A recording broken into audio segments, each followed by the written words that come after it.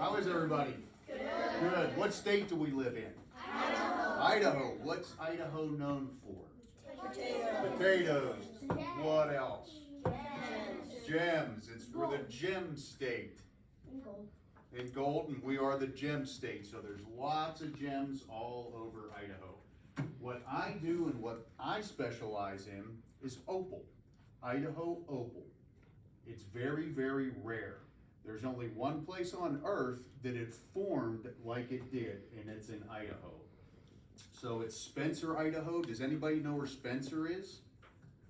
You go straight up the interstate 15 toward Montana, and it's about 15 miles south of Montana, okay? So where the opal formed, it's on a mountain about 7 miles east of Spencer, Idaho.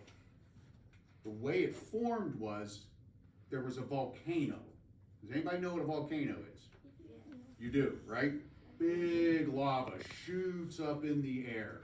What about geology? Does anybody know what that word means?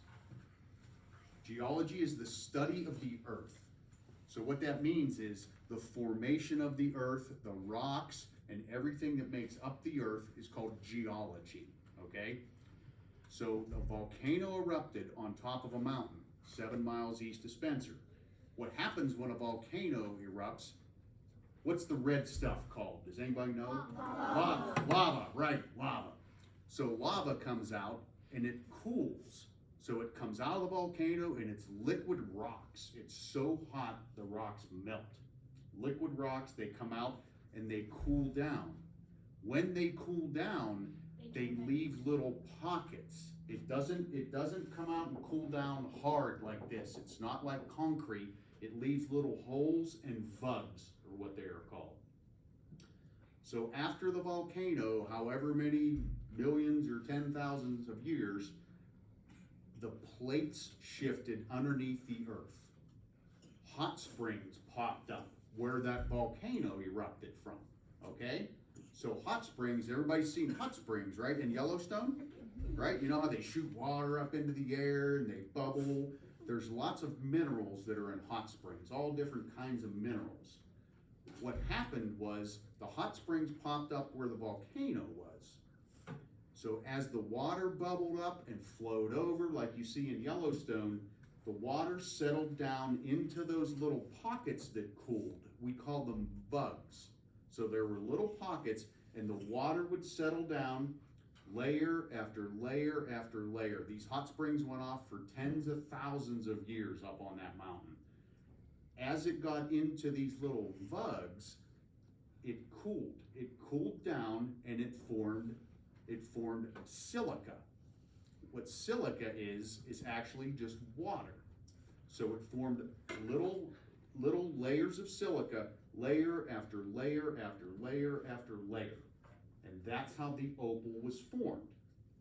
There's two types of opal. There's white common opal, which you'll be able to come up and see all these things when I'm done.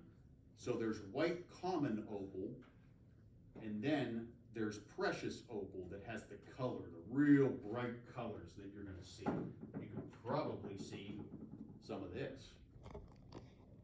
You can probably see that color, can't you? See the color flashing back at you? Okay? So what silica is, it's tiny little balls of water, okay? So when the pockets fill up with silica, if the little balls line up correctly, color flashes back at you. It refracts and it flashes back at you. If the little balls are all jumbled up, it just looks white. There's no color. It's still opal, but there's absolutely no color to it. So if you pictured a box, if you took a box and you filled it with marbles, and then you shined a light through it, some of the light would go through, right?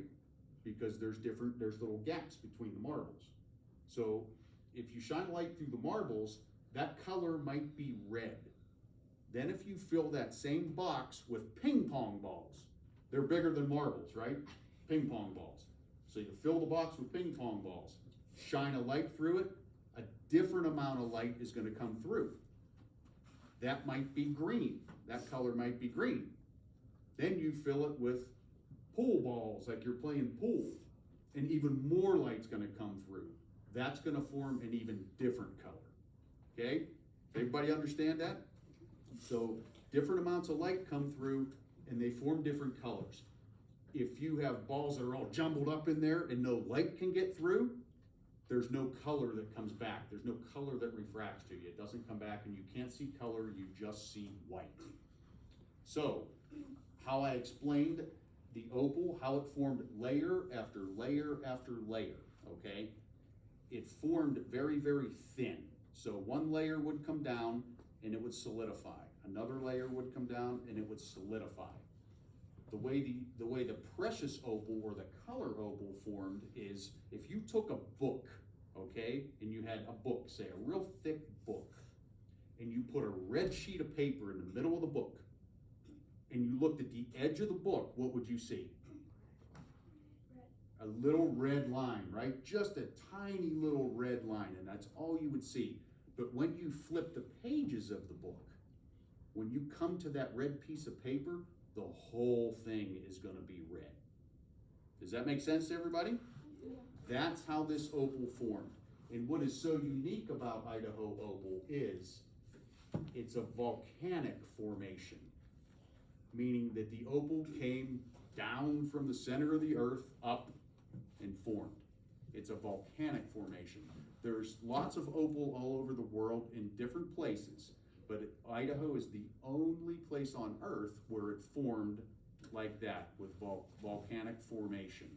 Other places, they have what's called wood replacement opal, and what that is so you know what petrified wood looks like? This looks like petrified wood, but it just has opal in it. In Australia, it forms even differently. Brazil, it forms even differently. So there's all different kinds of opal, but Idaho has the most unique opal on earth. It's the most colorful opal, and it's very, very difficult to cut or process, make into a gemstone, okay? So I mined up at the Spencer Opal Mines for about 20 years. I mined every single weekend up at that mine.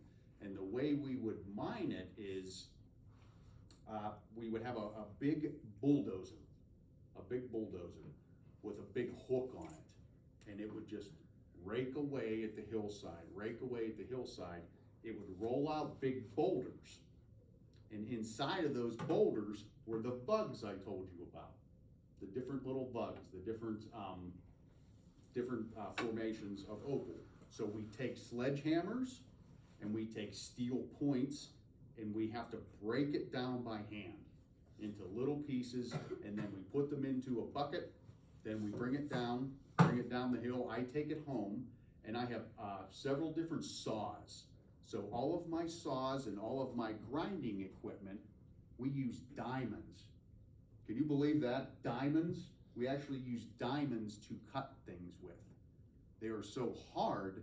All the saws I have, you know what a saw looks like, right? With a blade that goes around, okay? The blade actually has diamonds embedded to it.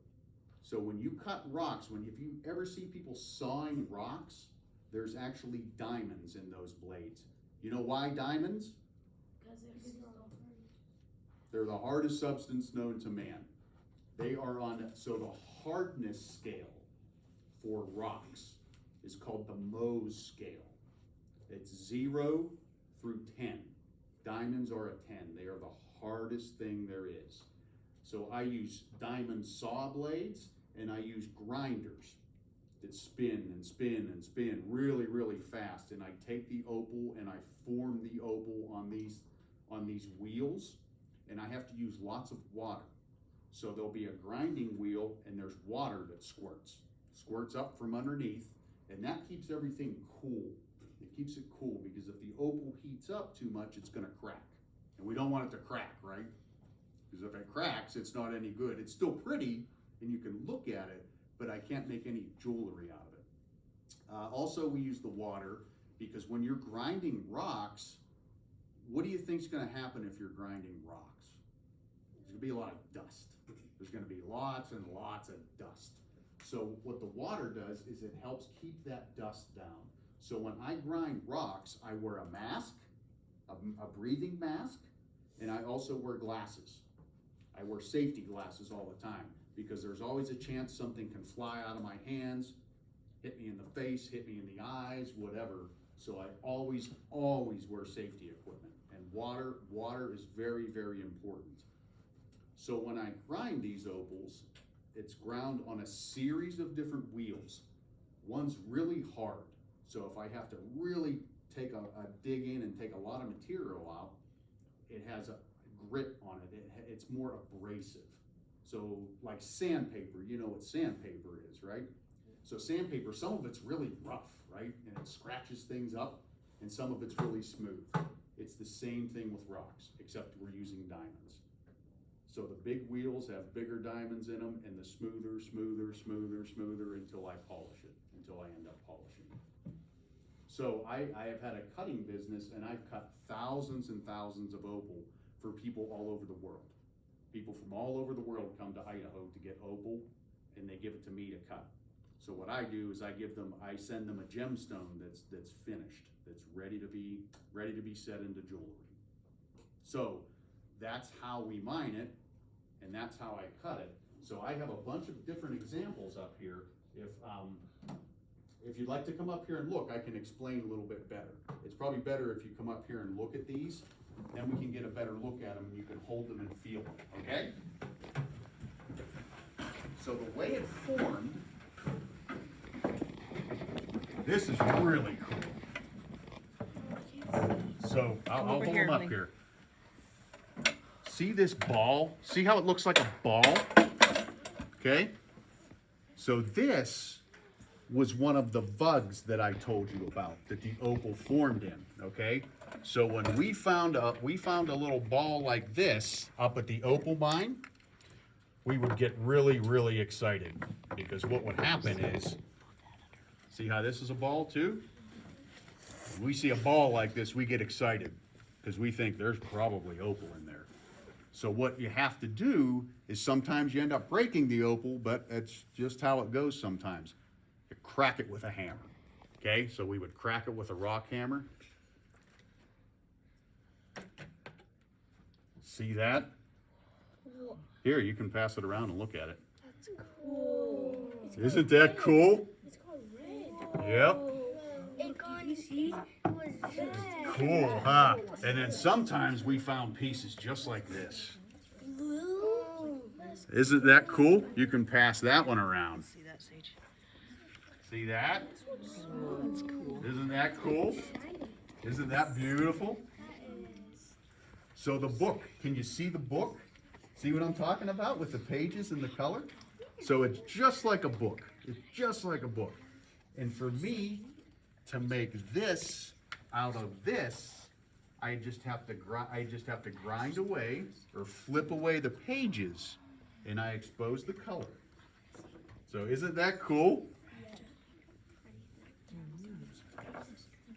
So I got really excited anytime I saw something that looked like a ball. This one is really cool. That one's broken.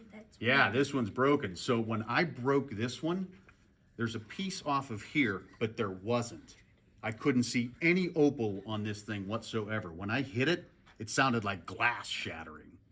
If you hear glass shattering when you're opal mining, you're happy. You want that to be, you want to hear glass breaking. You never want to hear it break anywhere else, only when you're opal mining. And I broke that open. That's so pretty. Isn't that cool? Yeah. But how do you get the opal out? How do I get the opal out? That's a great question. So, like I said with the book,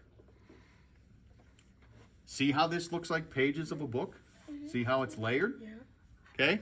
That's cool. So what I do is I take it on my grinding wheels that I told you about, okay? That have the grit, that have the diamonds on them, okay? So what I would do with this piece, I would actually, first thing I would do is I would saw.